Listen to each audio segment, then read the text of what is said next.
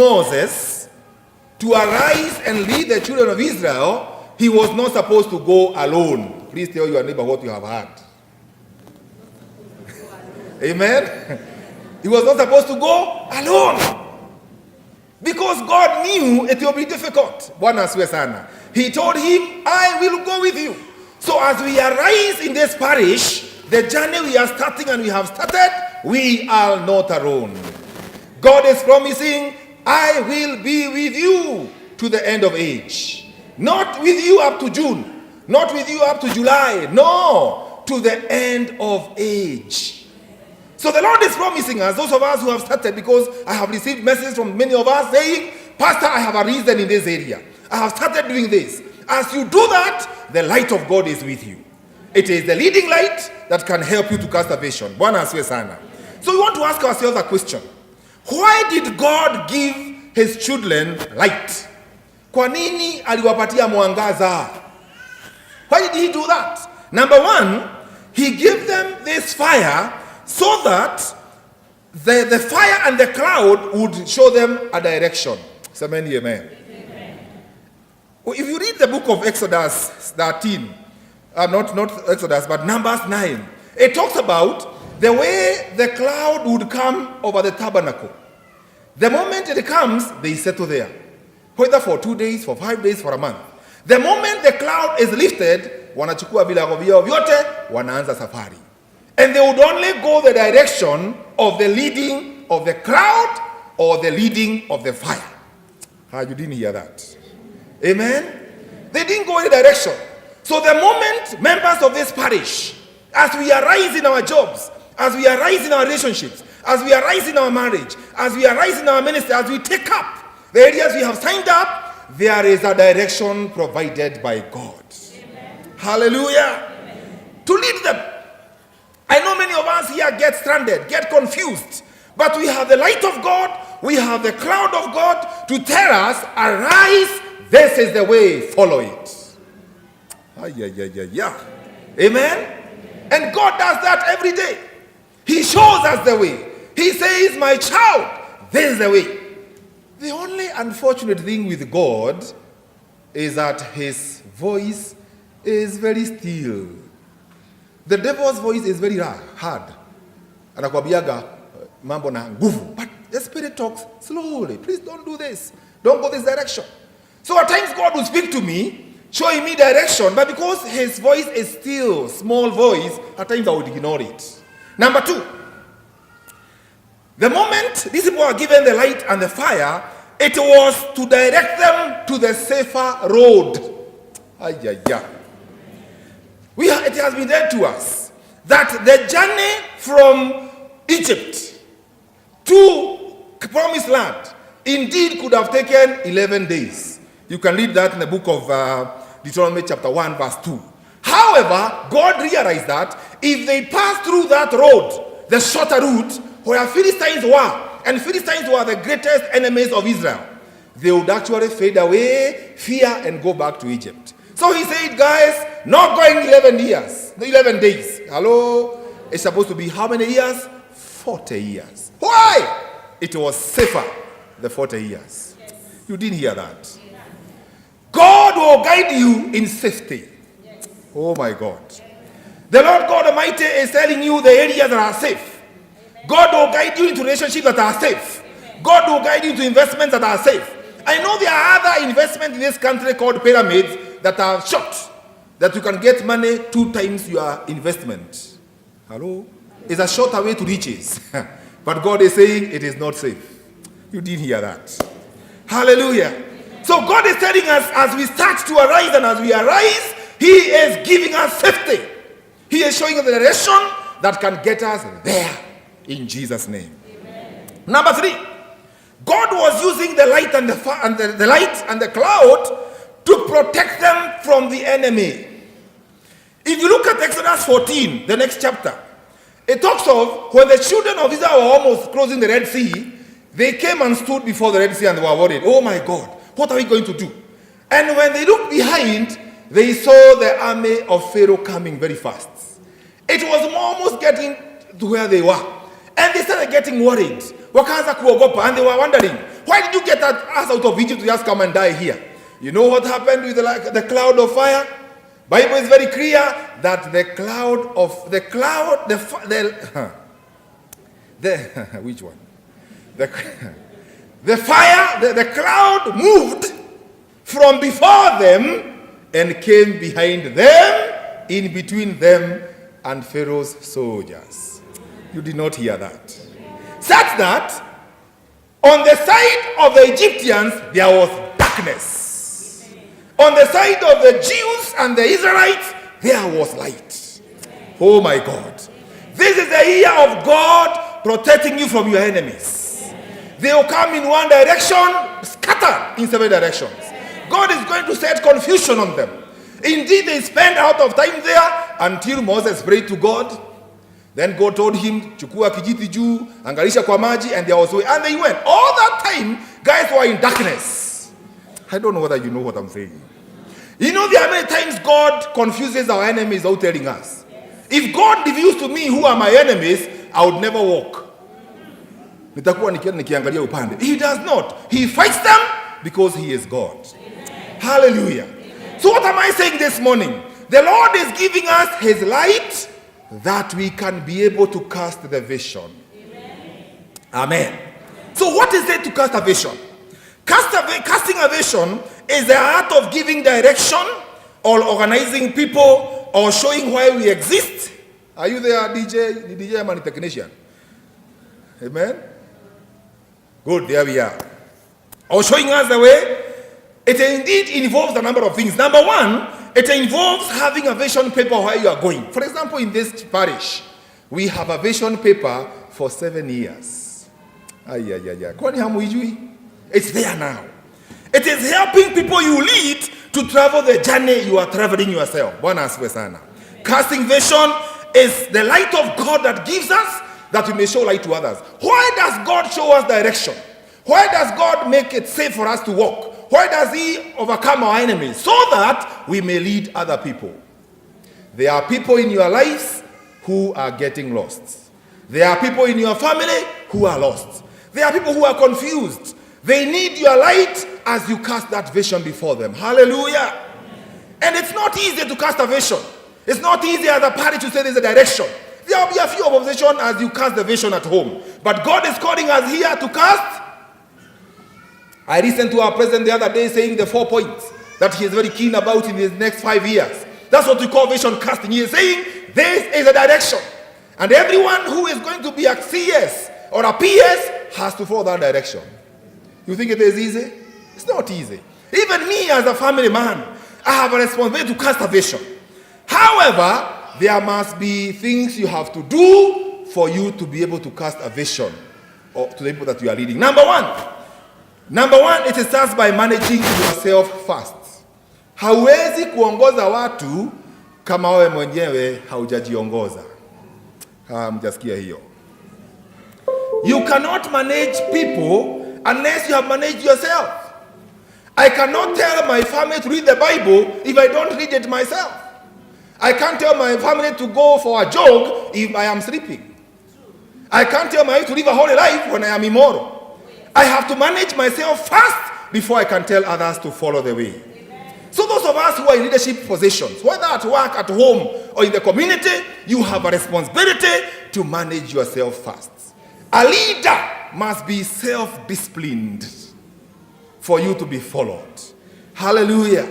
And many people who lead the way sometimes don't seem like they are going that way. Number two, before you are able to cast the vision that you have in life, you must know where you are going. I have said on this pulpit numerous times that mtu ambaye haendi popote hawezi kupotea. Are we together? If you are going nowhere, you can never get lost. And there are people who go nowhere. They just wake up, wanaenda kwa mtaa na angalia. So any road can get them nowhere. But the moment you are going to Getaro, you can't go to Odile.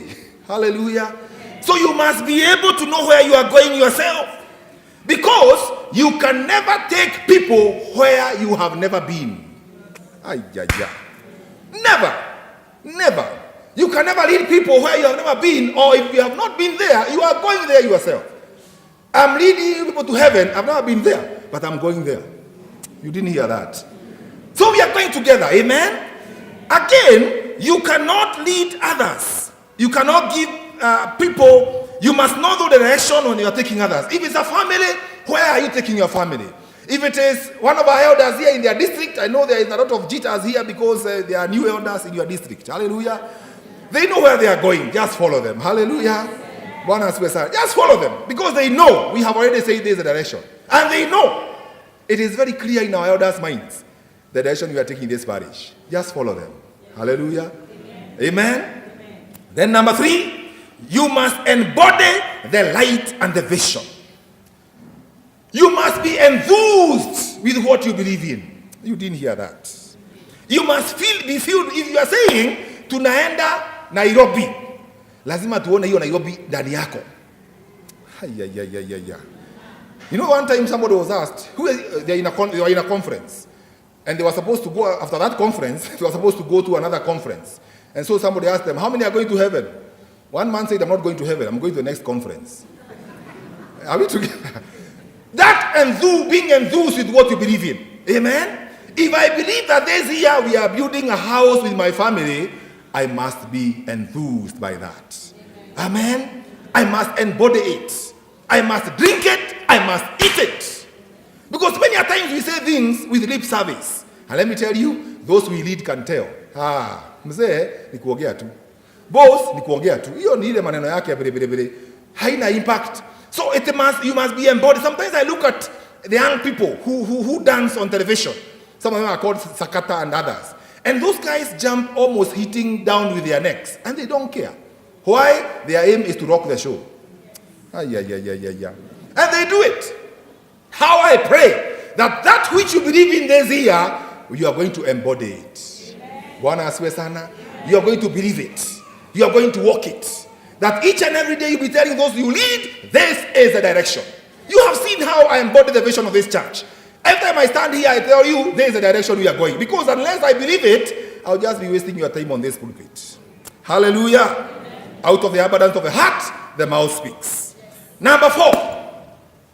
After embodying your vision, you must communicate the vision. You have to put light in understanding among people that don't know.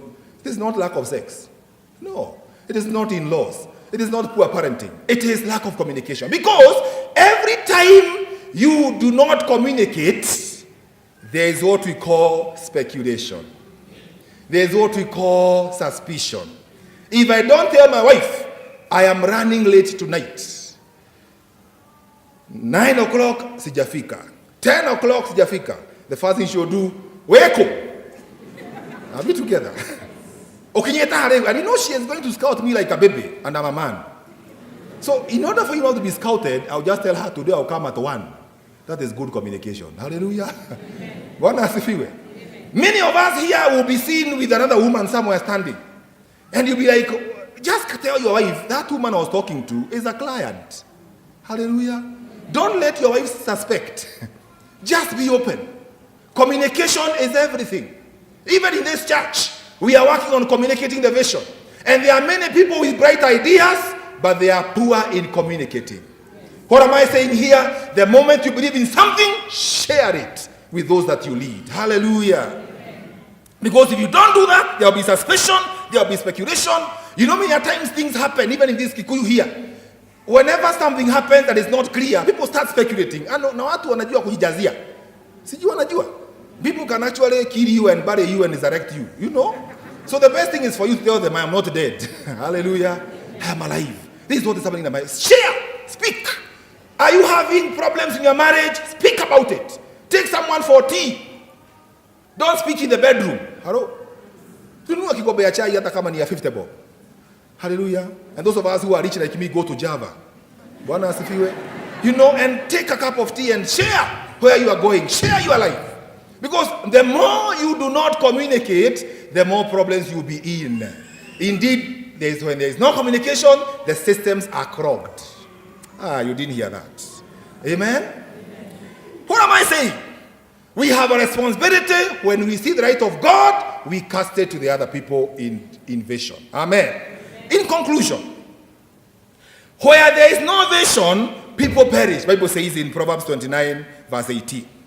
God has already provided the light to give you direction.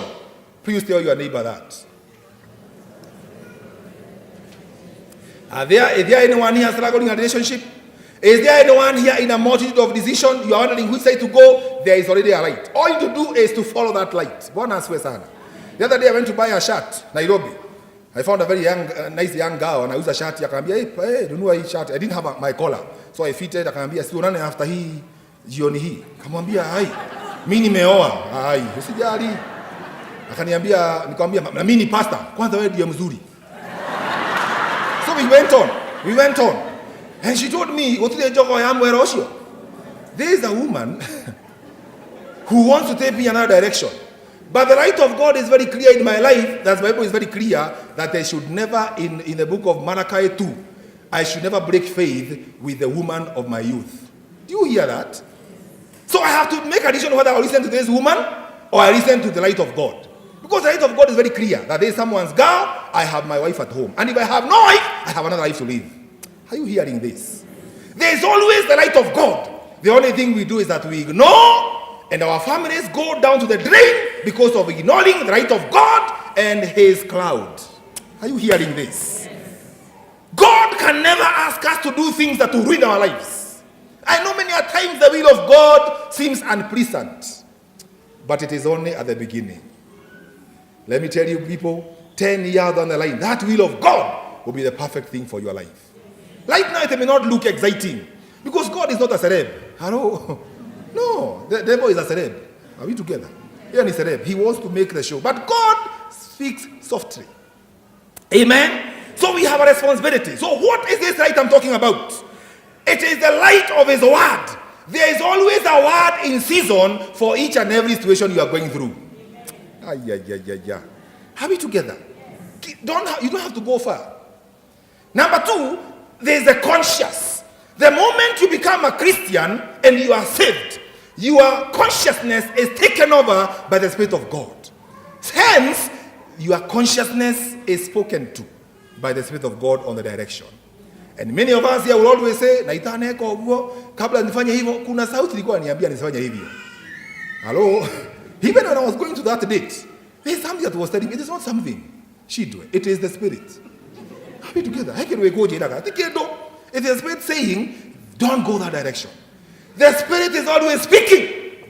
It is us who ignore. Hallelujah.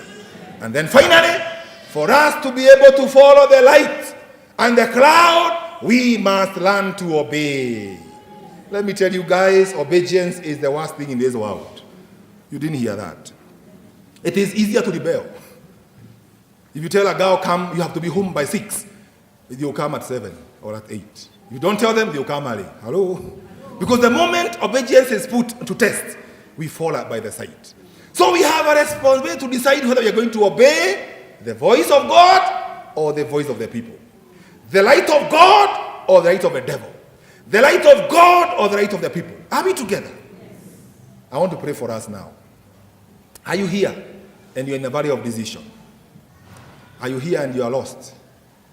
Are you here and you're wondering, how will you get to the other side? I want to pray with you this morning. Just stand up. I'll commit you to the Lord. Are you here saying, Pastor, I feel like this light is not leading me.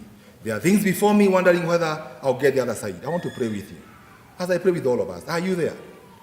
Standing up is not saying you are a sinner. No, it's saying that you want to believe with the pastor that the light of God will rest upon your life. Are you there? Are you there? In a valley of decision. Wondering what direction you want to take. The Spirit of God is here today. And are you there and you're not born again? Ho. You must make a decision to follow the direction of God in salvation. Let us pray. Father God Almighty, we thank you for helping us to arise. And many of us, Lord, are in the valley of decision, wondering which direction to take, oh God. But we thank you for your word. That God Almighty, as you direct us, there will be safety. As you direct us, oh Lord, the direction will be clear. As you direct us, Lord, you lead us to your will. Father, I pray for many of us who are struggling in the valley of decision, especially those who are standing before you in faith that you can do things to help them know the way.